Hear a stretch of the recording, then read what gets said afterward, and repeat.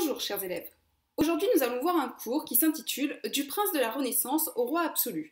On va essayer de voir comment à partir du XVIe siècle, et ça jusqu'au XVIIe siècle et début du XVIIIe siècle, les rois vont imposer leur pouvoir à l'intérieur du royaume de France. Donc comment les rois sont passés de simples princes qui partageaient leur pouvoir à une personne qui possédait tous les pouvoirs et qui gouvernait sans partage. Donc on va voir trois rois. On va voir d'abord François Ier, puis Henri IV et enfin Louis XIV.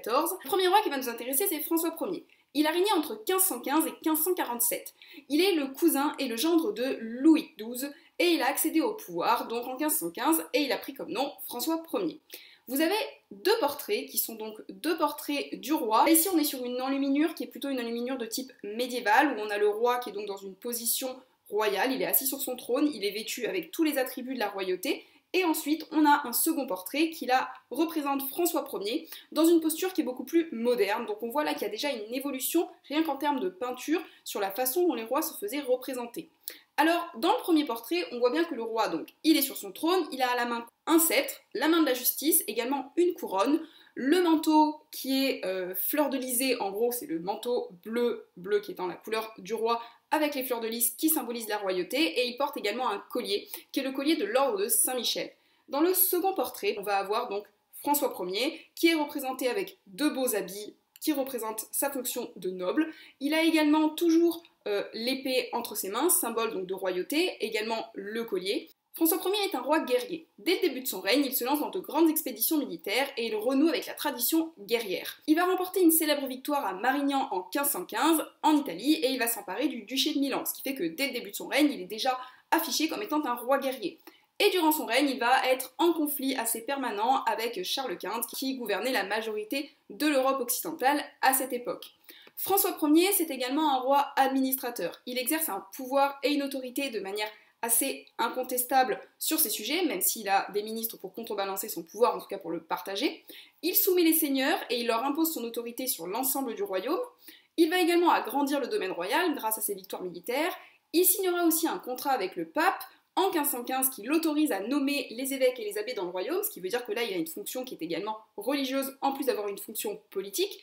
Et il va imposer l'usage du français à l'intérieur de tout le territoire, puisqu'avant on avait plutôt des dialectes un petit peu partout. Donc c'est l'ordonnance de Villers-Cotterêts qui est signée et publiée en 1539 qui impose donc l'utilisation du français comme langue commune à l'ensemble du territoire. Et cela va permettre donc de renforcer l'unité territoriale. François Ier est également un roi bâtisseur. Ce qu'il faut savoir, c'est qu'à cette époque, les rois ne restent pas toujours dans la même demeure. Alors, les rois se sont installés à Paris, qui est donc la capitale du royaume, où il y a leur château. Toujours est-il qu'ils vont quand même se déplacer régulièrement pour aller dans les provinces, pour pouvoir visiter d'autres domaines. Donc on a des rois qui sont itinérants. La cour, elle est également nomade. La cour, ce sont donc tous les membres de la royauté, de la noblesse proche qui vont suivre le roi, et ils se déplacent avec lui. Donc à chaque fois, le roi est obligé de séjourner dans des châteaux, donc soit c'est des châteaux qui appartiennent à la noblesse, soit c'est des châteaux qui lui appartiennent, et François Ier, il va faire construire de nombreux châteaux. C'est le cas par exemple du château de Chambord. C'est le cas également du château de Blois, le château d'Amboise, le château des Tuileries qui est le château à Paris, le château de Saint-Germain-en-Laye, et il va s'inspirer des grands maîtres italiens de la Renaissance. Il fera même venir des artistes italiens, c'est le cas par exemple donc de Léonard de Vinci, qui va utiliser donc justement ses talents, puisque Léonard de Vinci a énormément de talents, vous l'aviez vu dans le chapitre précédent, c'est un ingénieur, c'est un peintre, c'est un sculpteur, il sait tout faire, et donc Léonard de Vinci va à la fois offrir des peintures, mais également offrir tout ce qu'il connaît en termes d'architecture et d'ingénierie pour servir le roi François Ier. François Ier règne jusqu'en 1564, ensuite on va s'intéresser à un second roi qui lui est Henri IV, donc qui va pas directement succéder à François Ier, mais qui vient quelques années plus tard. Henri IV est un roi protestant qui arrive dans le royaume en plein cœur des guerres de religion, donc pendant que les protestants et les catholiques sont en train de se taper dessus tout simplement parce qu'ils ne sont pas d'accord sur la façon dont ils doivent conduire le culte et également interpréter les textes, il va choisir de se convertir au catholicisme pour pouvoir se ranger à la majorité des gens et apaiser les guerres de religion dans le royaume, et également afin d'être accepté de ces nouveaux sujets puisqu'il y avait une majorité catholique. Il parvient à restaurer la paix à l'intérieur du royaume et également l'autorité royale, et il va signer l'édit de Nantes qui va donc accorder le droit de culte aux protestants et donc une tolérance et une liberté religieuse à l'intérieur du royaume. Il était marié avec Marguerite de Valois, mais elle ne lui donnait pas d'enfants, donc il va divorcer et épouser Marie de Médicis, dont il aura 6 enfants, parmi lesquels se trouvera le futur roi de France, Louis XIII. Henri IV meurt assassiné en 1610 par un fanatique catholique qui s'appelait Ravaillac. Le roi est frappé donc de plusieurs coups de couteau à la poitrine. Ce qu'il faut savoir, c'est qu'au cours de son règne, il avait déjà essuyé beaucoup de complots et de tentatives d'assassinat parce qu'il était assez mal vu à l'intérieur du royaume, tout simplement parce qu'il avait été tolérant envers les protestants, et donc certains catholiques voulaient l'éliminer. Donc il meurt assassiné. Ravaillac est dénoncé par ses complices, il va être conduit à la conciergerie qui est la prison qui se trouvait à Paris. Son corps est brûlé, ses os sont cassés, il est condamné par le Parlement de Paris pour régicide, qui est le pire crime qu'on puisse faire puisqu'il a assassiné le roi, et il va être écartelé en place publique, c'est-à-dire qu'on va lui accrocher les bras, les jambes et on va tirer avec des chevaux sur ses membres jusqu'à ce que les membres en question s'arrachent. Donc autant vous dire que ça fait partie des supplices qui sont aujourd'hui les plus horribles qu'on a pu voir en termes de torture dans l'histoire. Ces deux rois, François Ier et Henri IV, ont réussi comme ça progressivement à restaurer l'autorité royale sur le royaume, également à agrandir le territoire. Ils ont administré, modernisé l'État, mais le roi qui va nous intéresser et qui va surtout renforcer cette administration, cette cohésion et cette grandeur que va pouvoir acquérir la France à l'échelle internationale, c'est tout simplement le roi Louis XIV. À la base, ce qu'il faut savoir, c'est que le pouvoir royal était partagé entre le roi et ses ministres. Et Louis XIV, lui, il va passer donc d'un pouvoir royal, on va dire entre guillemets classique, à un pouvoir absolu, puisqu'il concentrera tous les pouvoirs entre ses mains sans avoir de ministre, et en tout cas en gouvernant en son propre nom. Louis XIV, il est le fils de Louis XIII, qui était lui-même le fils de Henri IV. Il va devenir roi de France à l'âge de 5 ans. Et il prendra le pouvoir à 13 ans. Donc vous vous doutez bien qu'à 5 ans, il n'est pas en train de gouverner. Il y a sa mère qui va prendre ce qu'on appelle la régence, donc il va assurer le contrôle du royaume pendant que le roi n'est pas encore en capacité de pouvoir régner. Depuis qu'il est né, on explique à Louis XIV qu'il a un grand destin, que son pouvoir lui vient de Dieu, qu'il est un soleil qui rayonne sur le monde, et qu'il devra, lorsqu'il sera plus grand, ne pas partager son pouvoir. Quand il grandit, il va récupérer le pouvoir, puis à la mort de son premier ministre, qui était Mazarin, il va refuser de prendre un autre premier ministre, et il dira que désormais il gouverne seul, puisque, eh bien, comme il est le roi, il représente l'État, et il n'a pas besoin qu'il y ait d'autres personnes pour pouvoir gouverner avec lui. Sur ce tableau, vous voyez Louis XIV, qui a été réalisé par Rigaud. Ce tableau met en avant la grandeur du roi, puisqu'il est représenté avec tous les symboles et tous les attributs de la monarchie. Ce qu'il faut savoir également, c'est que ce n'est pas le roi qui a posé pour faire ce tableau, il y avait quelqu'un de très jeune qui a posé à sa place, tout simplement parce que là, il était déjà assez âgé, et qui voulait quand même se représenter avec de belles jambes, puisque Louis XIV était un très grand danseur.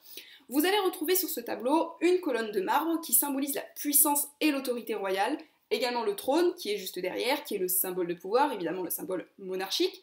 On retrouve également l'épée, symbole militaire, le sceptre qui est tenu, qui est le sceptre d'or, qui représente celui finalement qui va guider la nation et les sujets.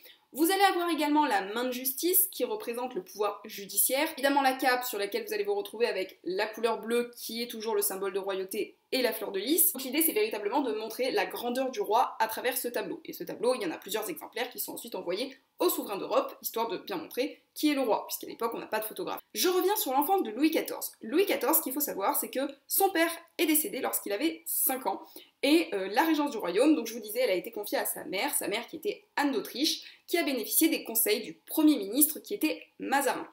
À l'époque, le pays est en guerre contre les Habsbourg.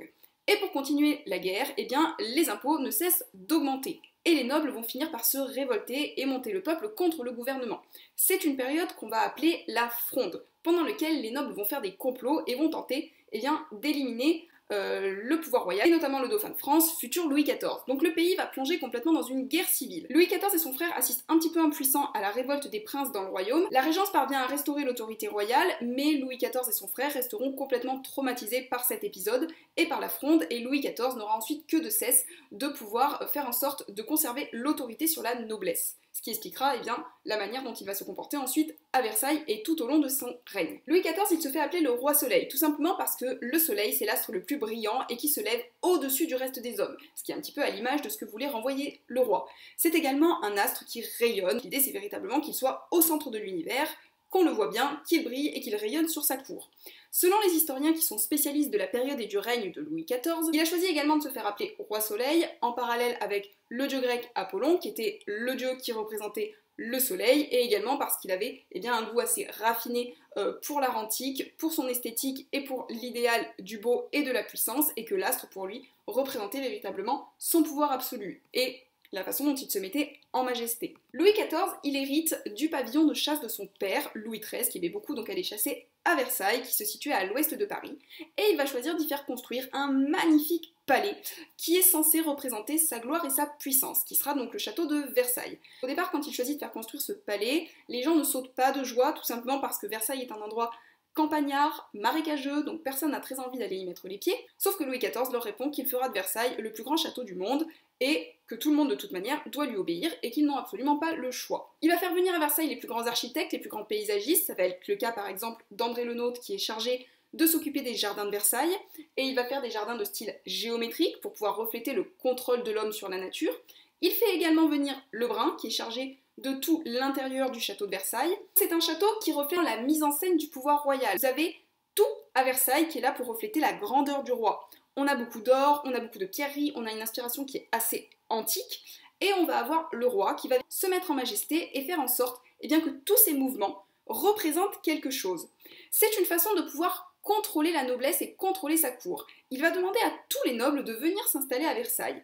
Alors, Louis XIV, je vous disais qu'il a été traumatisé par la Fronde et il se méfie de la noblesse. Et ce qu'il veut, c'est pouvoir les surveiller. Donc il demande à tout le monde de s'installer au château avec lui. Et toute sa journée est rythmée selon ce qu'on appelle l'étiquette de cour ou l'étiquette royale. Donc il rythme sa vie du lever au coucher du soleil. Toute la vie de Louis XIV est réglée comme une véritable partition de musique. Il organise également des balades, des parties de cartes, des fêtes somptueuses, et les nobles ne doivent jamais apparaître deux fois dans la même tenue. L'idée c'est aussi là de pouvoir les contrôler leurs dépenses, contrôler l'argent qu'ils vont utiliser, qu'ils vont investir dans Versailles et dans la vie de cour. Louis XIV veut qu'ils dépensent leur argent afin qu'ils soient dépendants de lui. C'est une façon donc de les contrôler que de les obliger à suivre l'étiquette de cour et également à dépenser leur argent tout au long de la journée. Louis XIV c'est un roi guerrier, il passe 29 ans de son règne à faire la guerre. Donc il va s'opposer aux Hollandais, aux Autrichiens, aux Espagnols, dans 4 très grands conflits. La guerre de dévolution, la guerre de Hollande, la guerre contre la Ligue des Habsbourg, la guerre de succession espagnole. Les guerres permettent à Louis XIV d'agrandir son territoire, mais également de montrer sa puissance, de montrer la puissance de la France. Par contre, elles vont aussi complètement ruiner le royaume, puisqu'on va augmenter les impôts, donc affaiblir les sujets, on va les taxer. On va également ruiner le pays, tout simplement parce qu'il y a les guerres, mais il y a également la construction de Versailles, et je vous laisse imaginer combien ça a coûté, puisque là on a les techniques qui sont les plus révolutionnaires en termes d'architecture et qu'on ne lésine pas sur l'utilisation de matériaux précieux.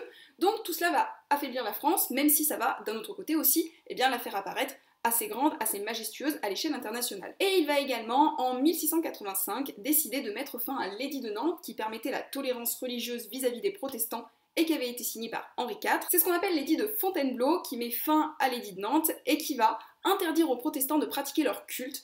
Et à ce moment-là, vous allez avoir à peu près 250 000 protestants qui vont être obligés de fuir dans les autres pays d'Europe. Louis XIV, il meurt en 1715. Au début du XVIIIe siècle, il y a une grave maladie qui va toucher une grande partie du royaume et vous avez toute la descendance de Louis XIV qui va être emportée par la maladie. Ce qui fait que ses enfants, mais également ses petits-enfants, vont mourir avant lui. Et pourtant, il avait quand même une très grande descendance puisqu'il avait eu beaucoup d'enfants avec ses maîtresses. Et c'est finalement son arrière-petit-fils, le futur Louis XV, qui va lui succéder en 1715 lorsqu'il va décéder. Voilà, donc je m'arrête ici. En tout cas, ce qu'il faut retenir, c'est que Louis XIV a réussi à mettre en place un pouvoir absolu qui sera conservé par Louis XV et Louis XVI et qui prendra fin lors de la Révolution française en 1789. Je vous remercie pour votre écoute et je vous dis à très bientôt pour une prochaine vidéo.